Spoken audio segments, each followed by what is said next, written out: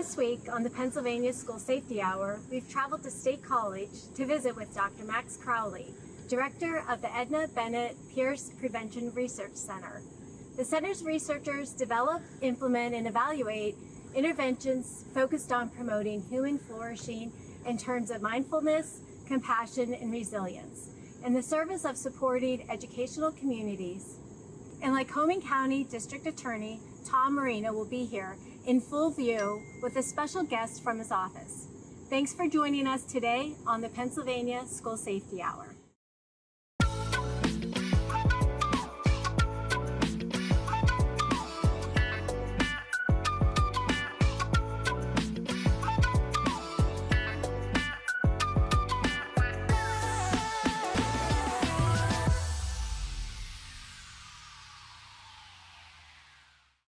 An important area of research focusing on child development and wellness is being done here at the Prevention Research Center. Program producer Eric Porterfield recently had the chance to sit down with Dr. Crowley and learn more about the work being done at the center. Work that contributes to better understanding what schools can do to become better informed regarding issues that can drive behaviors that can compromise students' and staff's safety. Here is the first installment of that conversation. Let's first learn a little bit about Max Crowley, or do you want to go by Dr. Crowley? Max is fine. Max, yeah. Great. Tell us a little bit about your background and how you arrived at Penn State. Yeah, definitely. Well, I am an alum of Penn State, and I then left and I was at Duke University previously. Also spent some time with the Administration of Children and Families at the federal level, and then had the opportunity to come back to Penn State with my family as a faculty member here at the Prevention Research Center and in the College of Health and Human Development. And it's really one of the best places in the country, probably the world, doing work around prevention science, sort of the science of how we invest and support children and families. And so that's what really brought me back. And when you came back, Edna Bennett Pierce had funded a chair, which you now occupy. That's right. Yep. Yeah. So Edna Bennett Pierce and the Bennett family were huge supporters in the founding 25 years ago of the Prevention Research Center. We actually just celebrated our 25th anniversary, and the founding director, Mark Greenberg, was the first to hold that chair. And then we've had a number of directors since Mark first founded the center. And so now I've recently, a year ago, stepped into the role. And so really happy to be kind of carrying on the legacy of the center of working in both in the scientific study of prevention, but also supporting amazing projects that our faculty and staff lead all around the Commonwealth, all around the country, doing incredible prevention work. So was the fact that that work was being done here or funded here, maybe more importantly, how important was that in your decision to leave Duke, which is a great Yep, Duke's a wonderful place. It was huge, honestly, and it's been a huge part of keeping me, honestly, at Penn State, is the incredible environment, right, and scholars. It's really the people. And yes, we're very successful in getting federal funds and working with the Commonwealth and working with different municipalities and localities, but really, right, it comes down to an incredible community of folks who've dedicated their lives to studying children and families, studying how we make meaningful investments to keep kids safe, right? To help them achieve their goals, to help build a more flourishing society. Edna Bennett Pierce, she said, "You can change the world one little child at a time." It really speaks to the kind of person she was. Did you know her? What was she like? Absolutely. I actually knew her when I was a student. When we came back, she had the opportunity to meet my son, and we had time to spend time with her and Bud. She was an incredible woman, and we were so fortunate to have someone who gave such a transformative gift to Penn State to start the center, but also was with the center through that first 2 decades, really, being involved, talking about what the next direction was with the directors, and hearing about what we were discovering, what we were learning. So she was really she was our fairy godmother, is what Mark used to call her. Actually, right outside my office here, have a wand on the wall that was originally given to her, and then the family gave back to us, which was sort of commemorating just the incredible role that she played in transforming not only the science but how we help people. It's really interesting to me that it takes philanthropy sometimes to do what maybe others should be focusing on. Is that fairly common in the sciences, in prevention science in particular? Yeah, it's a great question. I mean, like, Edna's gift was absolutely transformative, especially for the time, and the legacy of that continues. And I think that I would say that yes, like to have that vision to support something in perpetuity is something that really only philanthropy has the ability to do. Right? We are very fortunate to receive support and compete successfully for support from traditional science funders and for funders that provide support services, but that doesn't necessarily have the sort of the vision and time scale that the type of philanthropy that Edna was involved in. And we're really unique as a center, as a prevention center, not only here at Penn State, but really around the country, to have the level of support that we have because of her and her family. So how would you define prevention science as it relates to the work that you guys do here? Yeah, definitely. So the Prevention Center here was really part of a transformative moment in the conceptualization of what prevention even is in the country. And it was a modernization of the idea of prevention from, the early days. People often talk about the Ben Franklin quote of, an ounce of prevention is worth a pound of cure. And that spirit still lives on. But the idea is that there's actually scientific inquiry that can go into understanding whether or not we successfully prevented something. When you do a drug treatment trial, right, and you give a drug to two different groups in a clinical trial, whether or not, you made the person who was sick better. But when we're talking about prevention, especially the type of prevention that we specialize in, we're talking about preventing something from ever happening. And so proving that you kept something from happening is actually a different endeavor. And so for us, the prevention that we do, the kind of common idea of what prevention science is today, is really about this idea that there are underlying risk and protective factors that lead to many of the outcomes we as society want to prevent. Substance use, violence, child maltreatment, educational problems, right? And there are these fundamental sociologic as well as behavioral risk and protective factors, and biologic, that if we attend to, we can actually prevent many of these phenomena, these problems, these societal issues from happening in the first place. So that's really how we often characterize prevention science here at the center, is that that if we understand the risks, we understand what keeps things from happening, the protective factors, we can actually understand how to prevent something from ever happening at all. School safety is obviously related to children. How difficult does it make the work that you do evidence to parents, teachers, administrators, with a marketplace that is $4 billion that has become much more predominant and prevalent as it relates to funds, what people think about in terms of school safety?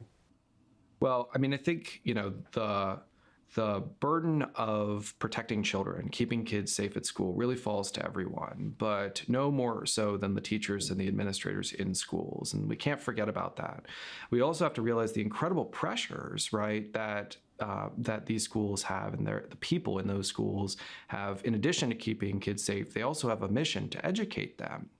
And for us, we've been very fortunate to have some long-term partnerships with schools and school districts around the country who have been part of studies, been part of service delivery, been part of the coalitions of preventionists that we've sought to build around the U.S.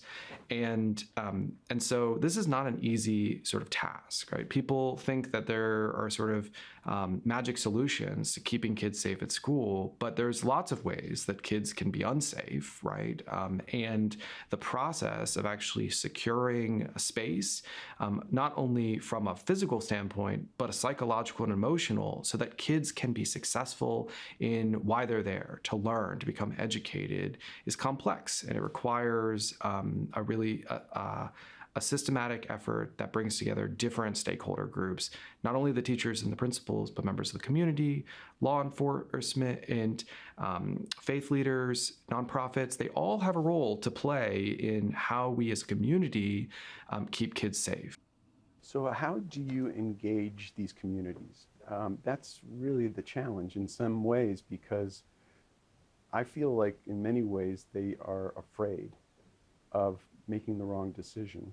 Yeah, I think that it's absolutely understandable that many communities almost feel paralysis or even a decision fatigue on what to do, right, in these situations. When we see the headlines, we see what happens, we see the risks that are in play, but the reality is that schools, where we have our children be, the spaces we make for them, are a reflection of our communities, and so many in the communities recognize that we have to take ownership of the spaces in which we're sending our kids and entrusting our kids. And so one of the things that for a long time the Prevention Center has worked in is this idea that we can actually bring together disparate folks from different areas, different sectors, right, together to try to solve these sticky problems of prevention. One of those is in the school context. We have incredible scientists here at the center who've been leading work in this area: Janet Welsh, Sarah Chalinsky, Joshua Gales. We also have what's known as EPIS, right, which is our evidence support system supported by the Pennsylvania Commission on Crime and Delinquency, that is providing technical assistance on how to bring together communities to be able to put in place evidence-based solutions to support schools, to support a variety of different things that happen in schools. And through their incredible work, right, they've touched pretty much every community in the Commonwealth, as well as their models and their approaches have been used in states around the country. And I think that that's something that that folks who aren't sort of deeply enmeshed in this may not understand, is that there's a science to how we not only keep kids safe in school, but how we build the community support and infrastructure that's needed to support those schools. Governor Schweiker was the first person to provide the funding for what became, I believe, EPIS, right? And their office was in Harrisburg, right across the street from the Capitol. Dr. Greenberg said in an interview I saw with you guys. Policy is, that says to me, policy is clearly a part of what the work that needs to be done is. Yeah, that's absolutely right. You know, one of the things that we've learned over the quarter of a century here at the Prevention Center is that, yes, we need to intervene and support children and their families, right? We also have to support teachers and administrators in the schools. We also have to support other aspects of the community, right? The groups where children and families live. And this is all based on a scientific theory known as the ecological systems model, right? Not to get too technical, but there is a science recognizing that we're not just alone on an island, right? We're surrounded by our families, our communities, right? And the country that we live in, the world, right? And that there are lots of different levers that need to be considered. And one of those levers is local policymaking, right? State policymaking, federal policymaking. These play a role, an important role in the lives of children and families. And so we here at the Prevention Center recognize that, and our community coalitions often involve local leaders, but increasingly we work with state leaders and even federal leaders to think about, how do we use the science to make better policy that is more effective, policy that uses public resources more efficiently? How do we put those resources towards kids at the right time and the right way to keep them safe? So that involves economies too, and I know that that's an area of interest of yours as well. How does that play into that issue of policy and what we fund? Yeah, definitely. You know, I think that the reality is that, you know, many of us feel like there is no amount of resources that we wouldn't want to spend to keep our own kids safe, right? Or to keep kids in general safe. But the reality is that there are not unlimited resources available. And there's also many things competing for those resources.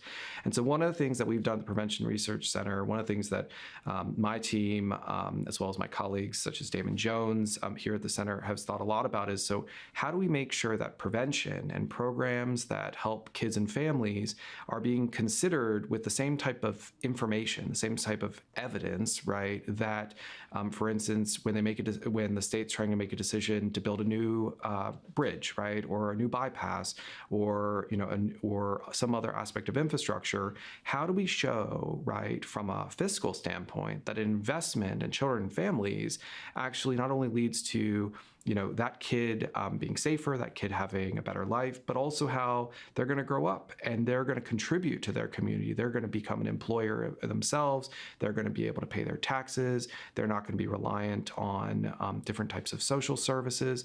How do we show the entire lifespan, right? The time course that a person lives in when you support them when they're young, right? And so that's something that's been really important and a real hallmark of the work here at the center for a while now. Yeah, and I've had a chance to talk to some of the researchers and professors here, and it's a fascinating group because some of the study that you do and evidence-based work focuses on things like sports, nutrition, after-school activities. These are things that we're seeing have somewhat of a diminished role because of the funding. We're down big numbers in PIAA sports in Pennsylvania. These things are contributors, according to these folks. That's right. These things are important, right? Where kids can go and not only be safe, which is really the baseline, but flourish, right? And build the skills they need to be successful when they grow up in the workforce, to be good parents themselves, right? To be civically engaged, be good members of their community, right? They learn these, right, through sport. They learn these through their extracurricular activities. They learn these in the classroom. And when those spaces aren't available, when those spaces aren't safe, right, then what we see is a loss, a lifelong deficit, right? And as we think about the next generation who's going to come along and help, steward and move forward our society, move forward our communities, take care of ourselves when we're older, right? Like, we're really not doing ourselves any favors when we don't dedicate the time and effort and resources to making sure those safe spaces are available. So the healthcare market, it began to sanction its own behaviors when it was basically taken over by corporate America insurers, large companies. What that did was it created formularies and efficiencies that hopefully fed safety as well. Are we looking at the same kind of model needing to be in place with school safety? Right now, the marketplace is unregulated. We don't have an FDA in school safety. So there's no way to check on whether there's evidence, let alone any real benefit to the tools. Yeah, I think that the education space it's not a complete corollary to, for instance, the healthcare market. But I think you're right that we can learn some things, good and bad, right, from that space as we apply it, as we think about education moving forward. And there's one incredible resource known as the What Works Clearinghouse, which the Department of Education provides, which does provide a listing of what programs have evidence, right, and a variety of different types of programs for schools. And so schools can go and see that. We also at the center operate something that's known as the Results First Clearinghouse. This is a clearinghouse that brings in information from the federal What Works Clearinghouse for schools, but also a whole host of other lists and databases that helps make sense of, well, what programs do work, right? What are evidence-based solutions? So to that, right, the evidence is actually there, and right, there is availability. Where the sort of analogy breaks down is like there isn't the accountability around how we, in the same way, around using the things that works, right? And that's sort of, I think, one of the missed opportunities that a lot of schools are looking at closer. So how do we make sure that schools are spending their limited resources, districts are spending their limited resources on things that work, right? And how do they make sure that they're meeting their student bodies, their communities where they are? And as we sort of see this information kind of become increasingly available, we do see this uptake. We don't have kind of the same sort of regulatory market. And I'm not necessarily advocating that's what we need. It's really important that local communities take ownership, as we were talking about before. They take ownership of these spaces where youth and families are, and they protect them, and they find ways to support and grow them. So local decision making is incredibly important, but we need to make it easier so that these incredibly, honestly overburdened, right, teachers and school administrators and district officials have this information at their fingertips. And that's something that we at the Prevention Research Center try to do, right? We provide through EPIS and through the evidence to success model, through the Prosper model. These are all different models for building local coalitions to support schools and support community spaces, and providing what we refer to as technical assistance. Technical assistance is almost exactly what it sounds like, which is folks here at the Prevention Center, folks attached to EPIS and some of these other groups actually are on call to help communities not only think about how to select programs, but also how to find the resources to sustain them. And if you could get more schools to engage, you have a larger data pool by which to assess as a school and as researchers to determine how effective certain outcomes are based on certain populations. We're a very diverse state. Yeah, I think that's a really important thing to remember, is that the Commonwealth is incredibly diverse, right? And even regionally, right, what schools look like in Pennsylvania are not what schools look like in New Jersey or New York or other areas. And it's not what things look like on the West Coast or in the middle of the country. And so the need, once again, for local communities to take ownership and believe that they have that local control is absolutely essential. But what we also need is the support structures, both here in the Commonwealth. We're really lucky to have things like EPIS that's supported through PCCD, but also across the country to have that infrastructure, prevention infrastructure, to support communities in schools and outside of schools be able to select, deliver, and sustain high-quality evidence-based services for youth and their children. How did COVID complicate or bring greater attention to? They're two different things, but sometimes something bad can create something good. Absolutely. I think that we cannot overstate the impact of the disruptions surrounding the COVID epidemic on the mental health of youth, right? It was incredibly disruptive, incredibly isolating for a lot of youth. And wherever they were in a developmental progression, whether they were young kids, middle schoolers, high schoolers, college age, right? All the way through adulthood, everyone felt this, but they felt it in different ways. And so sometimes kids who missed out on kindergarten didn't learn some of the essential skills, the social and the social skills, the emotional kind of regulatory skills that they need to be able to move forward, and they may still be struggling with it after all this time. Middle schoolers, high schoolers, missed major milestones, a major identity development that was needed, and we have to figure out how to support them, how to engage them in different ways. So you're totally right. It's shown a really not only important light on mental health for youth, but also exacerbated some of the problems that were already existing.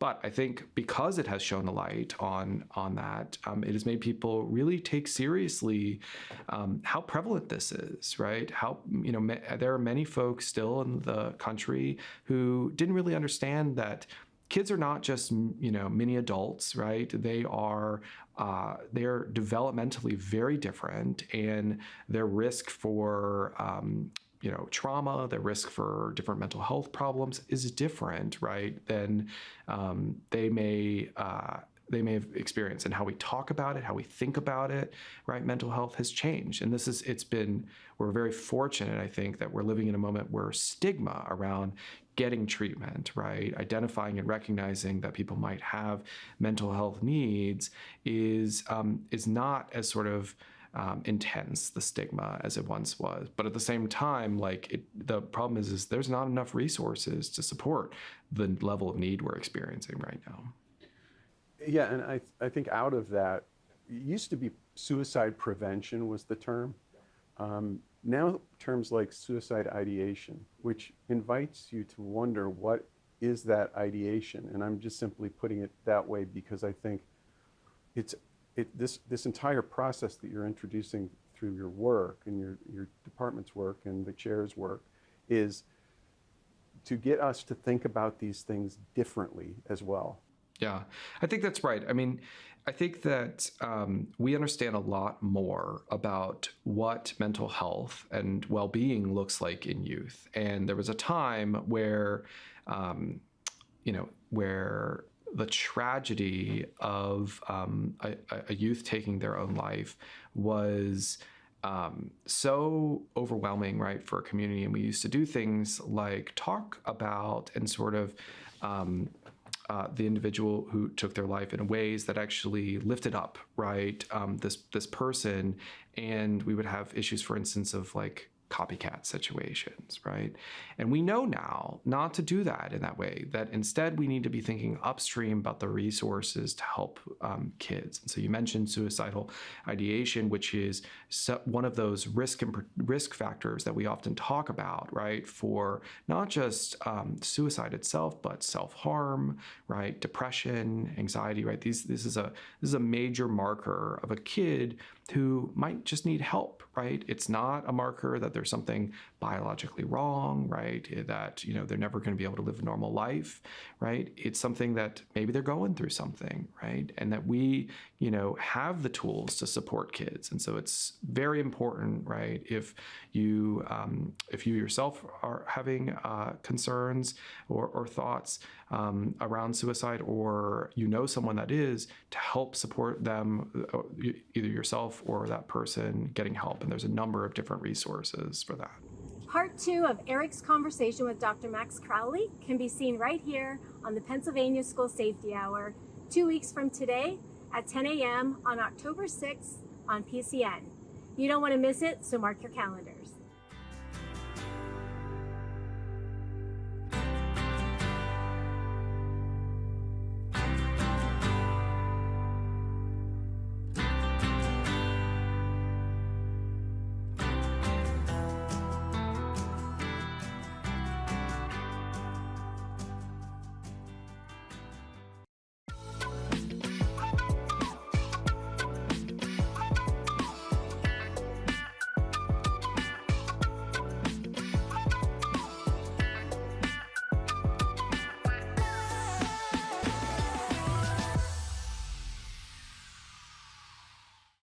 Northern Pennsylvania Regional College offers a flexible, accessible, and affordable education across 10 counties and 24 locations. NPRC inspires and serves local residents and businesses through associate degrees and workforce training, making education affordable and attainable for students ready to invest in themselves. Learn more today about Northern Pennsylvania Regional College. Brighter futures begin here.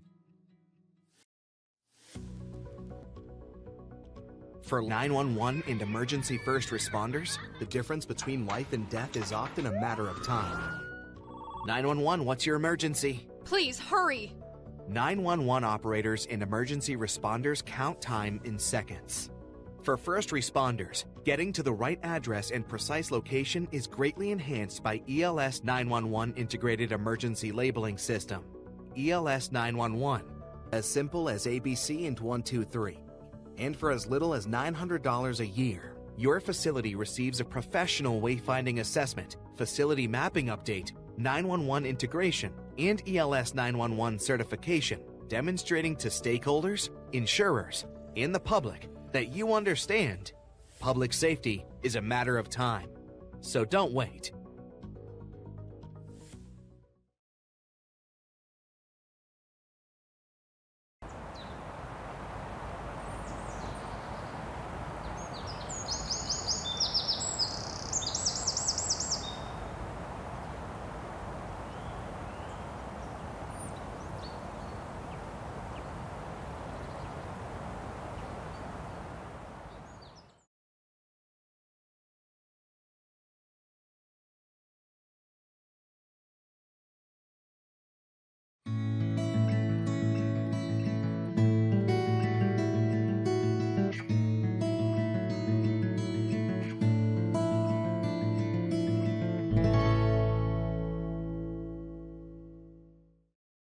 2 weeks ago, the town of Winder, Georgia, lost 2 students and 2 teachers when a 14-year-old student entered Appalachia High School with a gun and began shooting. In addition to the 4 killed, more than a dozen others were injured. Pennsylvania School Safety Hour co-host Mike McGrady of MCM Consulting had the chance to discuss the shooting via Zoom with Dr. Beth Sanborn, president of the Pennsylvania Association of School Resource Officers, about the tragedy. Hello and welcome back. I'm here today with my friend, Dr. Beth Sanborn, and we're going to talk about the recent school shooting in Georgia. Welcome, Beth. Thanks so much for having me back. Beth, there's been a tremendous amount of media coverage on this, and a lot of analysis has already come out, but we really, truly don't know what happened. What are your thoughts? Right now, we're still very numb and raw. It is so very recent, and now is a time to grieve and to allow people to process in their own timeline.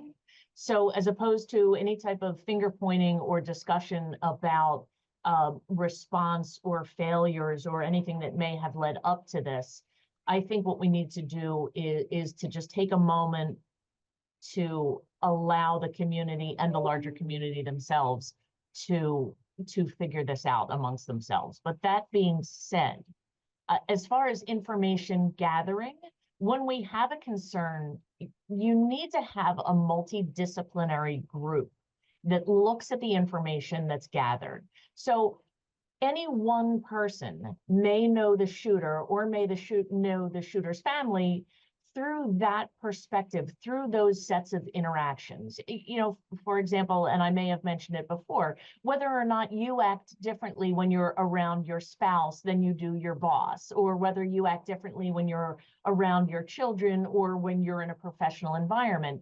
And you may, and it's not because you have multiple personalities, but that's the facet of your personality that you choose to show in that moment. So when we see the body cam footage of the officer standing and talking to the child and his father, the child is showing the facet of the personality that they want to show in that moment. Whereas other people who know that shooter may have seen different glimpses of his personality and his interests. So when we're trying to conduct a behavioral threat assessment, we're looking at all of those different pieces.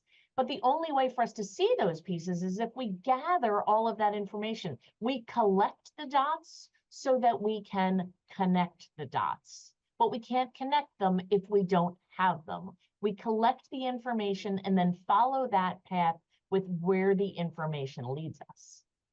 So we know that there were two school resource officers on the scene. One of the officers actually called in the active shooter to dispatch, and they implemented their active shooter response plan. So typically, what would those officers do once they know there's an active shooter in a school?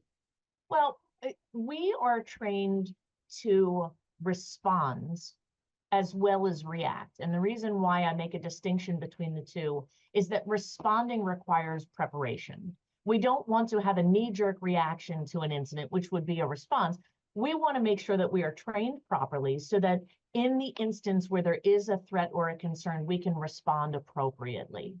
Now, what concerns me is that after instances like this, you're going to have vendors and you're going to have people coming forward and coming out of the woodworks ready to solve the problem. There will never be another school shooting because I have this product to offer, because I have this setup. And there are metal detectors and there's visitor management system and there's window films and door locks and threat assessment models and tools. And some of these vendors say, like, I can prevent this.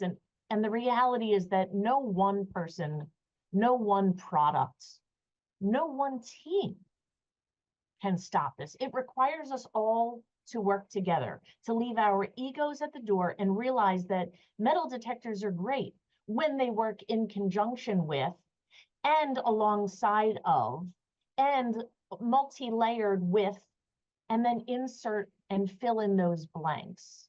There's one common thread to all of these tools and these products, though, and that's the human element.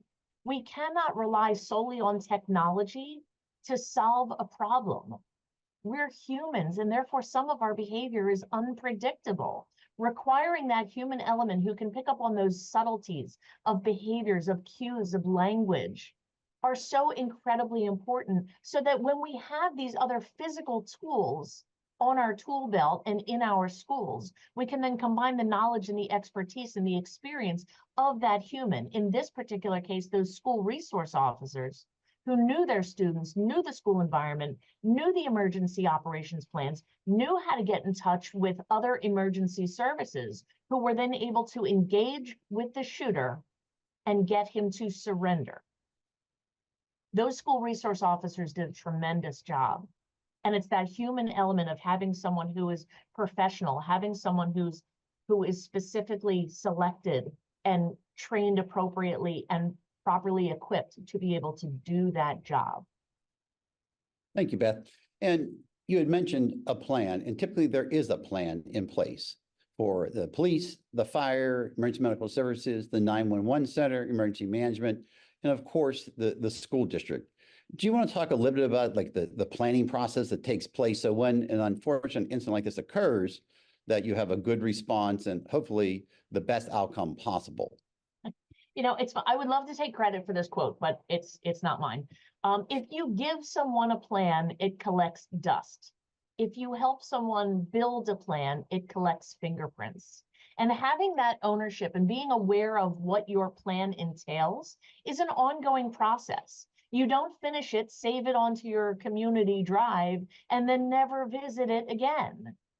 You have to make sure that when you have policies and procedures that are put into place, that your staff and your community, your internal community, are aware of it. They know what to do, and then you practice and you rehearse it, because your mind will not go, or your body will not go where your mind has not been. You have to practice these things. You need to know what to do in the event of an emergency. And typically when we're working with our schools and encouraging these conversations to happen and these trainings, you know, I have found that folks don't get bent out of shape and upset about fire drills. They're just a part of the community. It's just part of what we do. So what I encourage people to do is, you know what, throw a wrench into the works. When you're conducting a fire drill, close off an exit, close off a door, hold up a sign that says there's a fire here, you can't get out this way, to encourage someone to use that critical thinking and say, well, if we can't go this way, then let's go this way instead. And when it comes to an active shooter, if you suggest to a school community that we're going to practice an active shooter drill, suddenly folks get upset and they get anxious and they get worried. And that critical thinking might go out the window. But if we start off slow and say, listen, you use these same critical thinking skills in a fire drill, what's the difference with an active shooter drill? We need you to think based on the information that you have available in this moment, and set the tone of empowerment in schools so that we can empower our students and our teachers to make a decision based on the information that they have available at that time to do what's best and to do what's safest for their kids. You have to practice. Beth, it's always a privilege and pleasure to talk to you. I think every 2 weeks we see each other now, but I really enjoy it. And, you know, I've been doing this for 38 years, but I learn something every single time that we chat. And I think our viewers actually learn things. And don't forget, viewers, you're more than welcome to send questions in for me, Beth, or anybody on our team that we can answer for you on the air. But thank you very much again. Thank you. And thank you so much for including PASRO. We truly are invested in our schools, our kids, and our communities, and we love what we get to do. You're welcome. Thank you.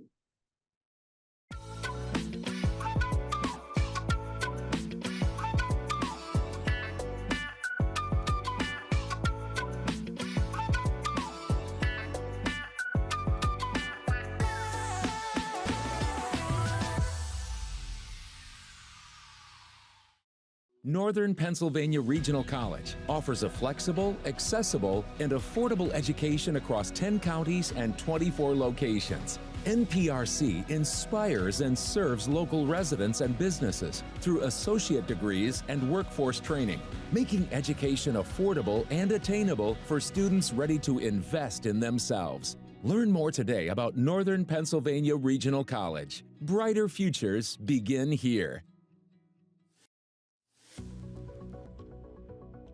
For 911 and emergency first responders, the difference between life and death is often a matter of time.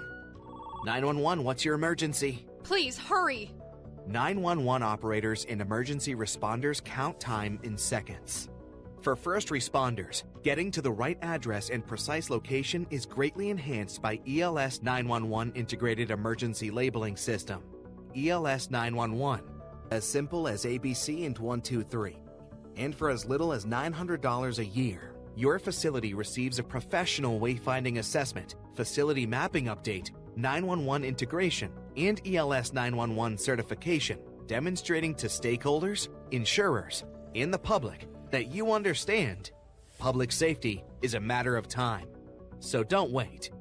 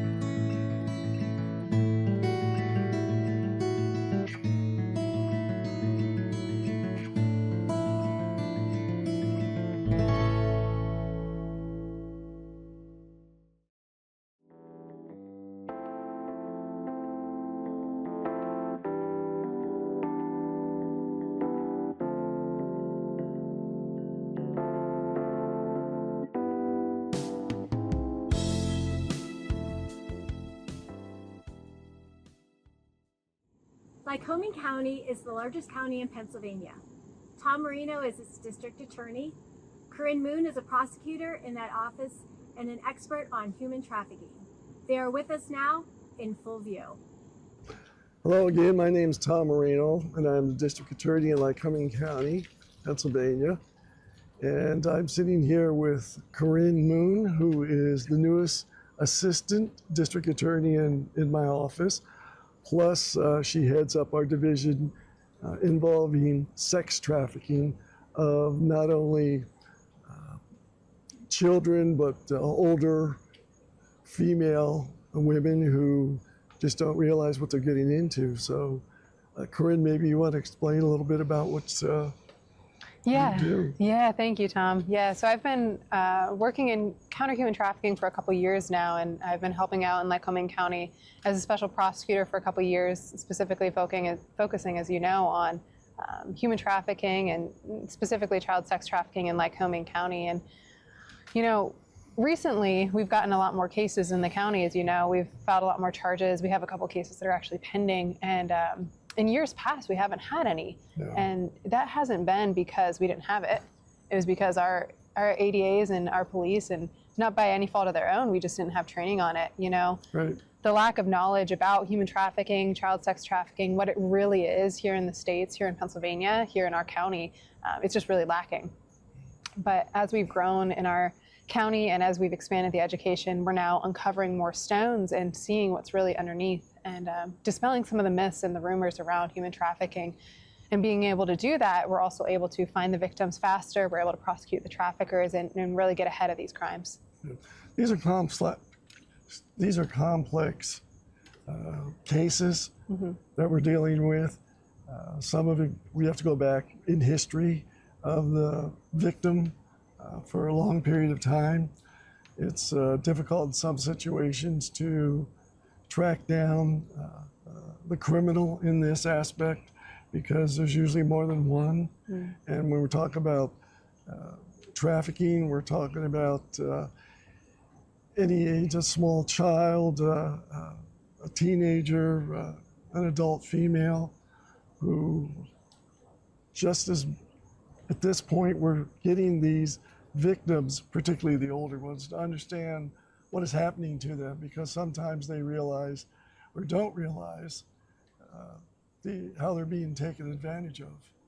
Yeah, a lot of victims, what's really hard about this crime is a lot of victims don't realize that they're victims. They think that, you know, this is a boyfriend and they're doing something because they love them and they're doing them a favor. They're helping to pay rent this month, or, you know, they're groomed slowly over time by their traffickers. This isn't a crime where you meet your victimizer and the next day you're being victimized on the streets. They go slowly in this grooming and indoctrination process so they don't scare them away. And it's really hard, especially in schools, to identify this crime, because the narrative that's been spun around trafficking here in America is that kids are trafficked because they're kidnapped from a shopping center parking lot, or something like that. And it's really hard for teachers and school administration to understand that there could be kids coming to school every single day in their classrooms that are going home and being trafficked at night. Right.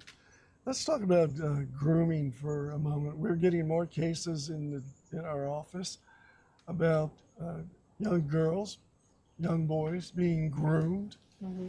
And I know that I have 3 cases on my docket dealing with these individuals who have made friends not only with the victim, but the family. Yep. And most of the time, the family does not know what's going on. Mm-hmm. And in all 3 of these cases, there are young teenagers. It's an older male in his late 30s, early 40s, who just take these kids out and take them to dinner and take them shopping, and then start turning them on to alcohol, mm-hmm. start turning them on to marijuana and other drugs, but yet still trying to, and unfortunately, the groomer has the ability to act like he is the protector of that individual. Yep. And getting attention to a young girl or young boy, late 12s or 13s, and even perhaps earlier than that, these mm-hmm. kids put their faith into this individual and trust them no matter what takes place, even the sexual abuse.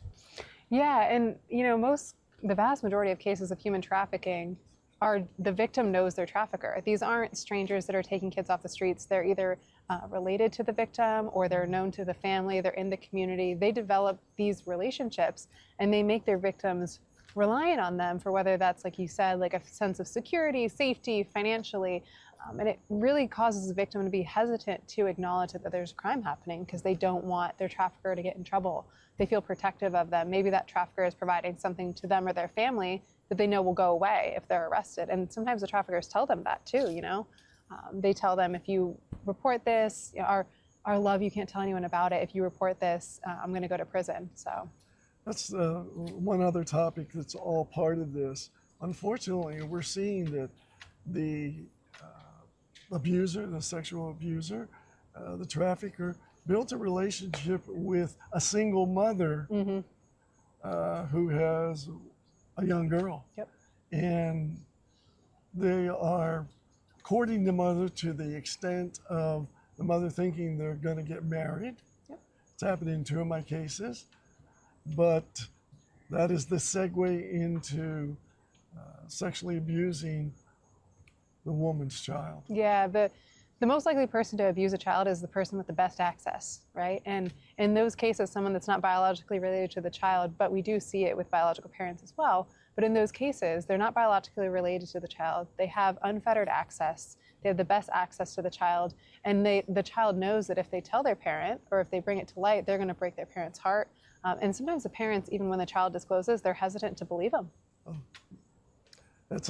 Definitely, it's very difficult when we sit down with a child to convince them that they're being taken advantage of, but also in an attempt to bring the mother in, the child just shuts right down. Yeah, it's so hard for them to be in the presence of them and to say what's happened. They're embarrassed, they're ashamed, they feel bad even. But there's the groomer actually sets up a competition between mm-hmm. daughter and mother, yep. and then mother and daughter. And they are taking the family for money, mm-hmm. But more importantly and more disgusting is they may be having a sexual relationship with the mother, but they're having more of a very aggressive, aggravating circumstance, sex with a young girl. That's right, and it tears families apart. How do you come back from that? It does. Well, we come back and this way.